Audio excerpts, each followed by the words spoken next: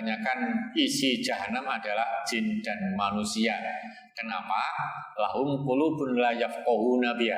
Yang pertama, tidak mau mensyukuri nikmat hati dan akal untuk mempelajari, memahami Al-Quran dan Al-Hadis. Belajar agama lah, gampang gitu. Jadi mensyukuri yang kita miliki itu diantaranya untuk belajar agama. Itu namanya bersyukur. Ya barangkali setiap kita dapat nikmat sudah mengucap Alhamdulillah.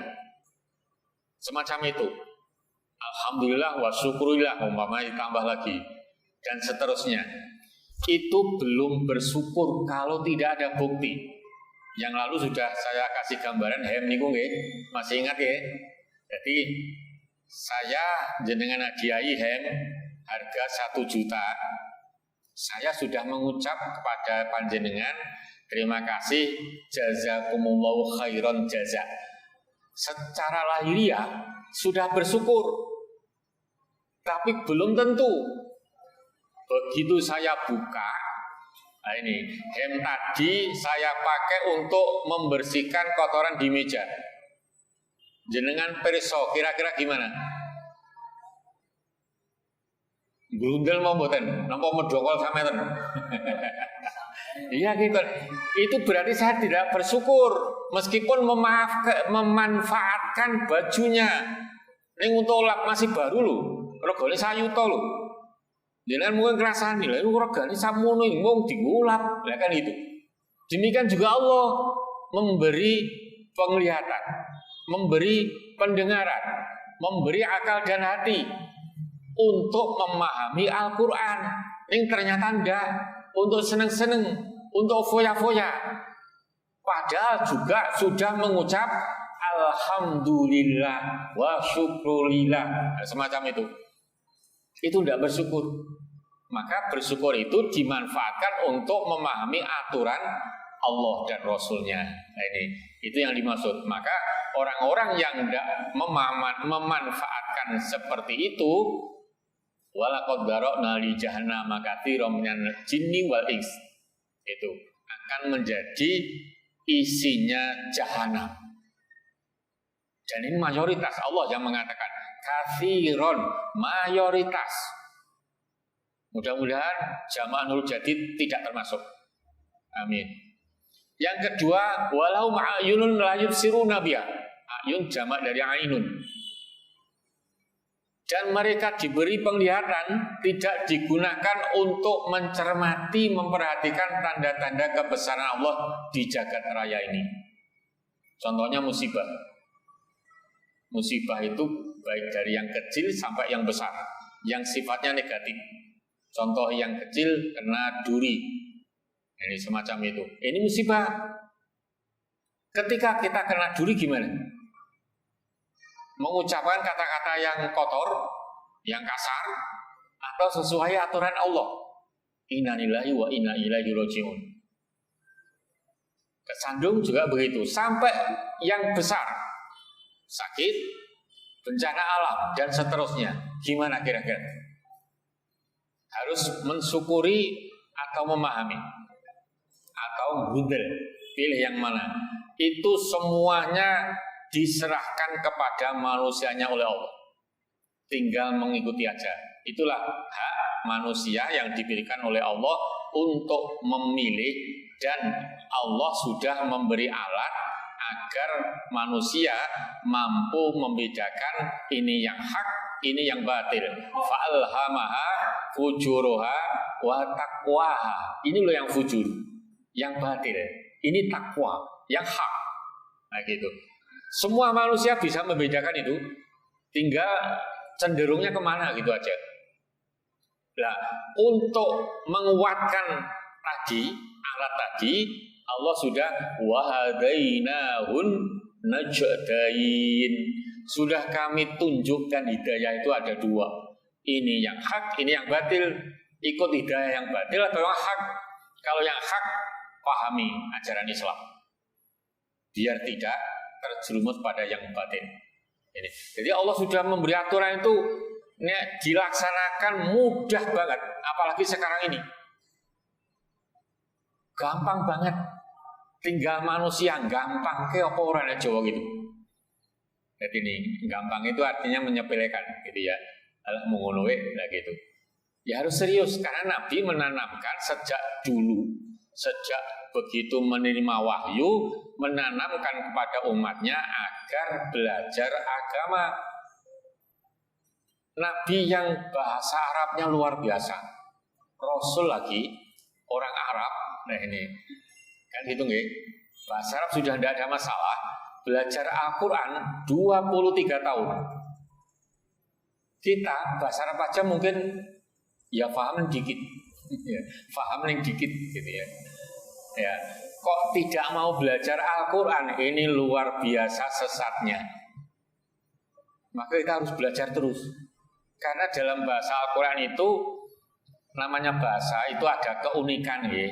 Contoh dalam bahasa kita, bahasa Jawa, jujul itu nih Indonesianya apa? Jujul, apa? Kembalian. Ini tidak semua jujul maknanya kembalian. Contoh yang kembalian, jeng jenengan wau, jeng mau dijujuli piro oleh tuku. Kembalian berarti.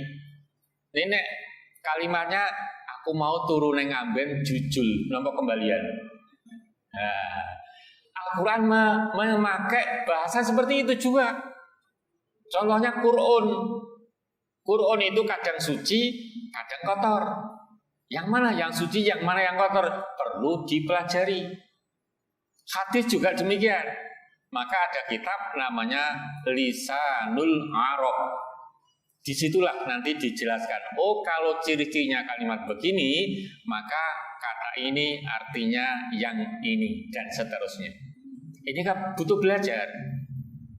Dan belajar agama saya usulkan jangan hanya sendirian. Sendiri juga membaca, tapi harus dengan yang lain. Karena Nabi tidak pernah belajar sendirian. Belajar sama Jibril. Sahabat juga begitu. Tidak belajar sendirian. Selain sama Nabi, belajar dengan sahabat yang lain. Ulama, contohnya Imam Syafi'i. Di Mekah sudah terkenal menjadi ulama besar. Masih ke Madinah, belajar dengan ulama yang lain. Contohnya Imam Malik. Imam Malik begitu kedatangan Imam Syafi'i, senangnya bukan main, bisa belajar dengan ulama yang lain. Tidak berhenti sampai di situ, ke Baghdad menemui Imam Abu Hanifah. Cuman beliau tidak ketemu sama muridnya.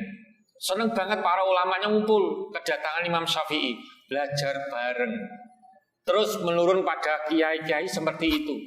Yang saya tahu, para kiai yang saya tahu di Jawa, itu setiap Ramadan ketemu untuk belajar bareng. Ditarget 1 bulan yang saya tahu, khatam 4 kitab. 4 kitab bukan 4 jilid loh ini. 4 kitab.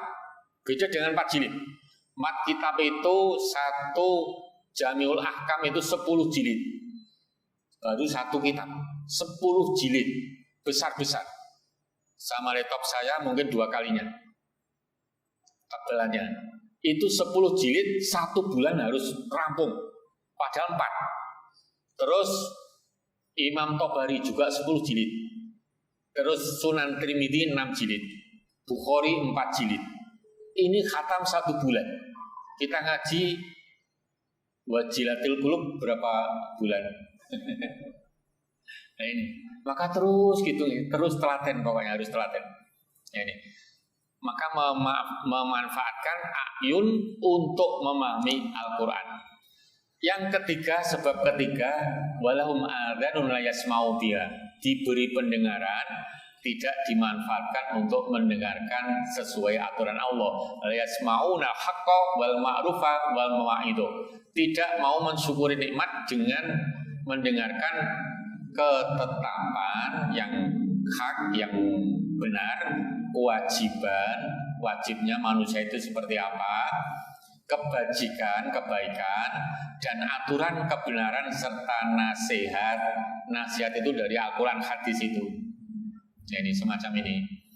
Ulaika humul ghafilun, mereka itu orang-orang yang lagi lupa. Tugas kita mengingatkan,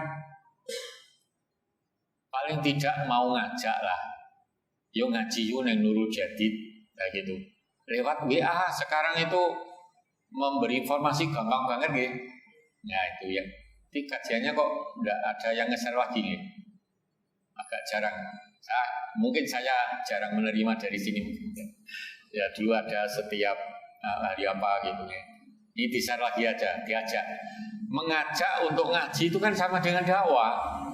Pahalanya pertama pahala dakwah. Yang kedua, kalau orangnya mau ya mendatangi pengajiannya sama dengan ngaji lagi. Jadi pahalanya double-double. Nah ini mau nge-share lewat WA aja. Atau syukur mau mendatangi, diajak. Dan itu tidak hanya sekali dua kali. Sekarang diajak, oh mungkin belum berkenan. Lain kali diajak lagi, semacam itu. Jadi jangan hanya sendirian. Jadi itu namanya menolong orang lain dari siksa api neraka. Nah, itu contohnya semacam itu. Jadi membantu orang lain. Jadi dakwah itu tidak harus ceramah. Nanti jangan ngaji, ngajak yang lain itu termasuk dakwah gitu. Ini dimanfaatkan ulaika humul ghafilun, maka diingatkan semacam itu. Jadi ghafilun aman yang fa'uhum wa anama yaqidu lahum fil akhirah. Mereka berpaling atau lupa dari sesuatu yang bisa manfaat bagi dirinya di dunia maupun di akhirat. Jadi nek belajar agama itu manfaatnya dunia akhirat. Ini banyak orang Islam yang memahami belajar agama itu jadi wong melarat. Nah semacam itu. Kan nggak benar itu nggih. Nggak benar. Orang kaya banyak. Yang kaya nih rajin belajar agama, bahkan sedekahnya luar biasa dan tidak ditampakkan. Semacam itu. Itu banyak sekali. Jadi tidak menjadikan melarat enggak.